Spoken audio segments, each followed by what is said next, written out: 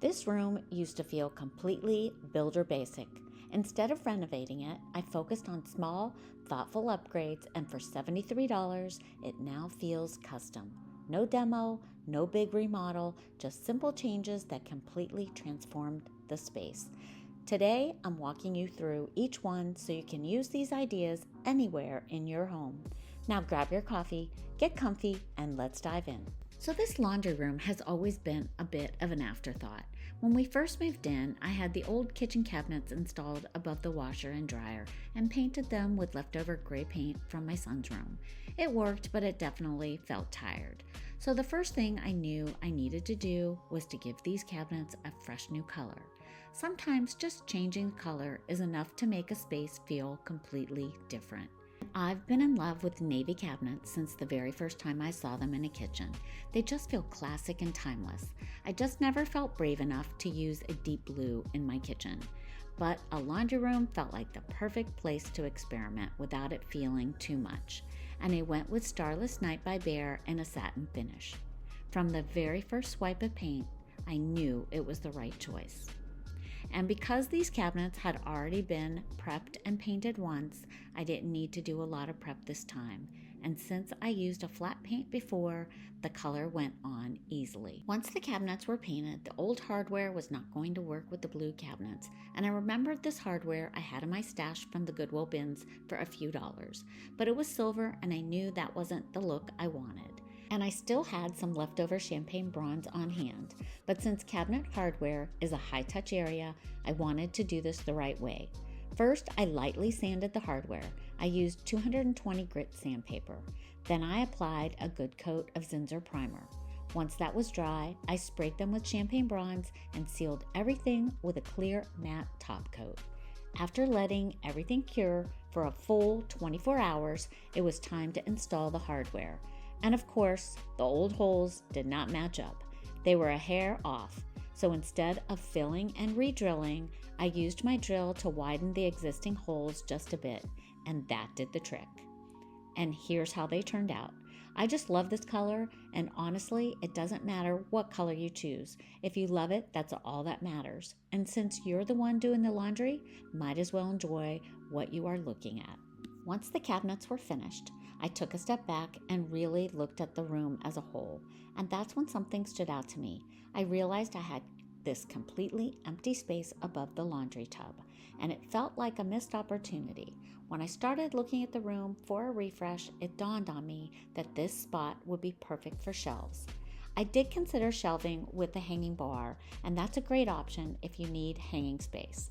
I actually already have 2 hanging racks installed inside my closet doors, and I've had them for years. They've come with me from house to house, and I really like them. They're tucked away. So for this space, I decided open shelves made the most sense. And because I don't have the tools or skills to cut wood, I went to Home Depot and had them cut everything for me, which is a free service they offer.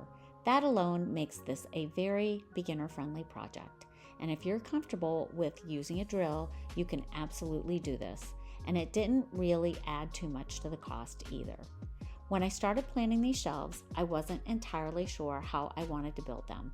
So I did a bit of research. I also talked to the lumber associate at Home Depot, who confirmed that the simplest way was a cleat system. Essentially 3 pieces of wood, one attached to the back wall and one on each side. Once I got everything home and started laying out the pieces on my table, I realized I didn't love how the front edge of the shelf was going to look. It felt a little unfinished to me. So instead of leaving it as a flat board, I decided to add a piece of wood across the front. I wanted the shelves to feel more substantial and intentional, not thin or builder basic. But before attaching anything, I stained all the pieces of wood first. I always prefer to stain before gluing because glue can sometimes resist stain and leave lighter spots. For this project, I used a water-based wax stain, which I really love because it has no odor at all and it dries fast. And I know a lot of people are stuck inside this time of year, so that makes a big difference. Once everything was dry, I glued the front board to the shelf itself instead of screwing it. That way the front edge looks completely seamless. For installation, I drilled pilot holes into the cleats and secured them directly into the wall and into the cabinet using drywall screws. The shelves then sit on top of those cleats, making the whole system sturdy and professional looking. Once the shelves were installed, I wanted the styling to stay simple and functional, but still feel curated and beautiful. This is where I leaned into more Nancy Meyers inspired look. Practical pieces that are meant to be used but chosen in a thoughtful way. I started with this vintage enamel bucket that I've had for years. The navy detail works beautifully with the cabinet color, and it's one of those pieces I truly love and reach for often. And alongside the bucket, I added my old heavy iron. It has weight, history, and it instantly gives the shelves that collected utilitarian feel. On the bottom shelf, I wanted everything to feel accessible, even though it's styled. That's where a thrifted glass jar filled with clothespins lives, along with a dough bowl holding dryer balls. These are everyday items, but when they're grouped intentionally, they feel elevated instead of cluttered. And here's the final look. I really love how rich these shelves turned out. They feel intentional, finished, and perfect for this space, almost like they were always meant to be here. Now that the shelves were finished, I couldn't ignore the utility sink sitting right below them. Once the space above felt intentional, the sink itself really stood out, and I knew it needed some attention too. When it came to the sink skirt, I ordered 2 different pinstripe cafe curtains from Amazon because I wasn't sure which color or stripe I would like best. After seeing them in the space, I decided on the warmer, more tonal option with the wider stripes. It felt more lived in and cozy. I did need to shorten them, and since I don't sew, my go-to solution is stitch witchery and a small craft iron. Within about 10 minutes, they were ready for the Velcro. The utility sink had always been one of the bigger eyesores in this room for me. The easiest way to make it feel softer and more intentional is with a sink skirt. I was a little hesitant though at first because I had a sink skirt years ago in a rental house and it never stayed put. But with today's materials, I was hoping and hopeful that this would work much better. So for this skirt, I used an outdoor waterproof Velcro. But before installing the skirt, I gave the sink a really good clean. It has about 30 years of stains and paint, so I tried a few different tools. I started with a drill brush attachment, which worked well for removing dirt, but to my surprise, the little Bissell one-shot removed most of the old stuck-on paint. The sink is still stained, so if you have any tips for that, please let me know, but definitely this is an improvement from where we started. And to install the skirt, I applied the Velcro pieces fully attached to each other onto the back of the fabric, pressing firmly for good adhesion. Then I worked section by section when attaching it to the sink. That way, everything stayed aligned and easy to adjust as I went. Now, once the skirt was in place, I added back just a few simple functional pieces: a ceramic sponge and plug holder, a soap dispenser, and a towel hook. And I have to say, I don't know how I lived all these years without a towel by the laundry sink. It's such a small thing, but it makes everyday tasks so much easier, and that's really what this refresh is about. And now for the little vintage table. I decided to keep it in the space because it gives me the look I'm drawn to, that slightly aged, collected feel. And it also adds a bit of extra storage. And I love the worn yellow color, so I didn't feel the need to change it at all. It already felt right for this room. What this space was missing, though, was some cozy lighting. And since the outlet is directly above the table, I knew I didn't want a visible cord running down the wall.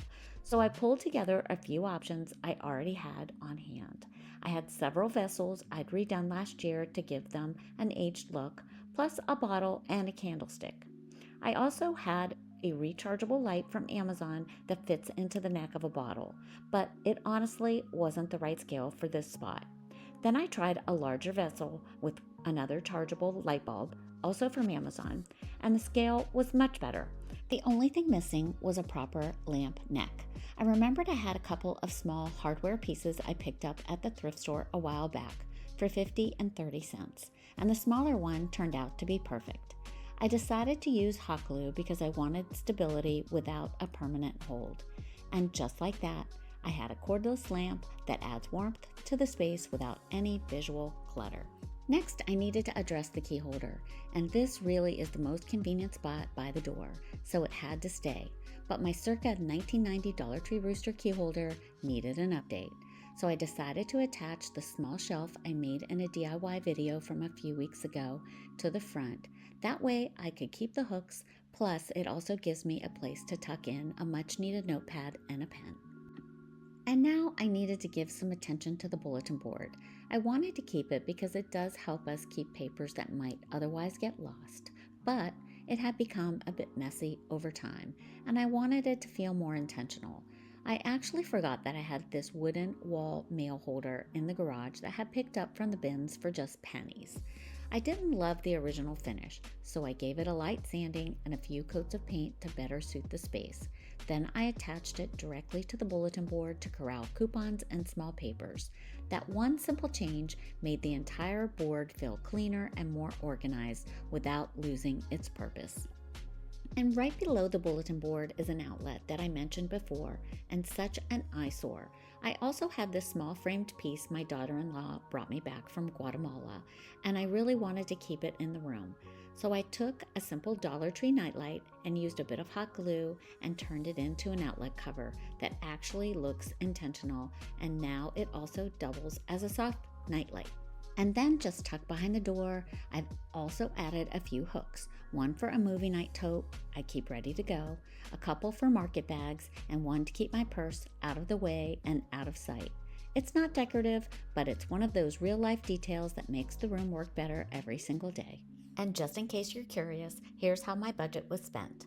Most of this room came together using things I already had, with just a few new supplies. The total came in just over $73. And if you've been putting off updating a space because you thought it had to be expensive or complicated, I hope this shows that sometimes a few thoughtful changes are enough. Thanks so much for spending time with me today, and I'll see you in the next one.